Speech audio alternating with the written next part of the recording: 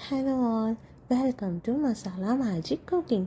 இன்றைக்கி நம்ம ரொம்ப சிம்பிளான கொத்தமல்லி புதினா வச்சு ஒரு சட்னி ரெசிபி தான் பார்க்க போகிறோம். இது ரொம்பவே டேஸ்ட்டாக இருக்கும். அதோட இட்லி தோசைக்கெல்லாம் ரொம்ப சூப்பராக இருக்கும். இதுக்கு ஃபஸ்ட்டு ஒரு கடாயில் 2 டீஸ்பூன் எண்ணெய் ஆட் பண்ணிக்கிட்டு கொஞ்சமாக சீரகம், கொஞ்சம் கடலைப்பருப்பு, அப்புறம் உடைச்ச உளுந்து நான் இங்கே ஆட் பண்ணியிருக்கேன். உங்களுக்கு வேணும்னா நீங்கள் கருப்பு உளுந்தும் ஆட் பண்ணிக்கலாம், இல்லை முழு வெள்ளை உளுந்தையும் நீங்கள் ஆட் பண்ணிக்கலாம். இது மூணுமே பொன்னிறமாக வரலையும் நல்லா ஃப்ரை பண்ணிட்டுருங்க. நெக்ஸ்ட்டு இதில் பச்சை மிளகாவை ஒரு 4 பச்சை மிளகாவை கீறி இதில் ஆட் பண்ணிக்கோங்க. அது கூடவே ஒரு 10 பல் பூண்டு, அப்புறமா இதுக்கு சின்ன வெங்காயம் தான் ரொம்ப டேஸ்ட்டாக இருக்கும்.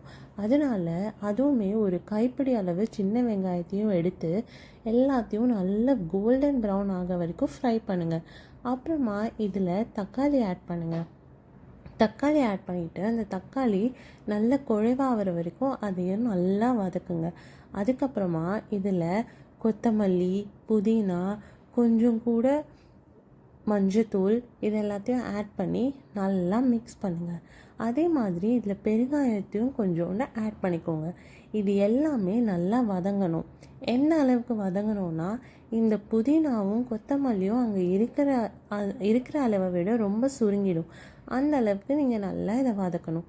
வதக்கின பிறகு ஒரு நெல்லிக்காய் அளவு புளியை நீங்கள் கரைச்சி அந்த தண்ணியை இதில் ஆட் பண்ணி இது எல்லாமே நல்லா மிக்ஸ் பண்ணணும்.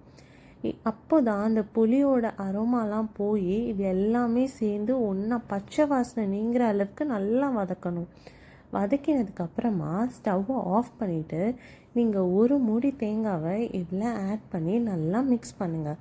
மிக்ஸ் பண்ணிட்ட பிறகு இதை அப்படியே அந்த மிக்ஸி ஜாரில் போட்டு நல்லா சூடு ஆறுற வரைக்கும் தனியாக செப்பரேட்டாக வச்சுருங்க.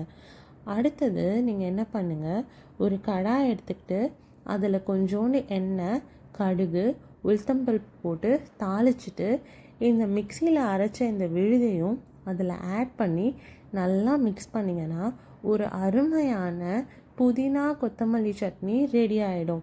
மறக்காமல் இதை ட்ரை பண்ணி பாருங்கள். அண்ட் இதை மேக்ஸிமம் ஒரு 1 டே வரைக்கும் யூஸ் பண்ணிக்கலாம். இதை நீங்கள் ஃப்ரிட்ஜில் வச்சிங்கன்னா அடுத்த நாள் மதியானம் வரைக்கும் யூஸ் பண்ணிக்கலாம். ஏன்னா இதில் தேங்காய் நம்ம பச்சையாக போடுறதுனால. தேங்க்ஸ் ஃபார் வாட்சிங். Bye.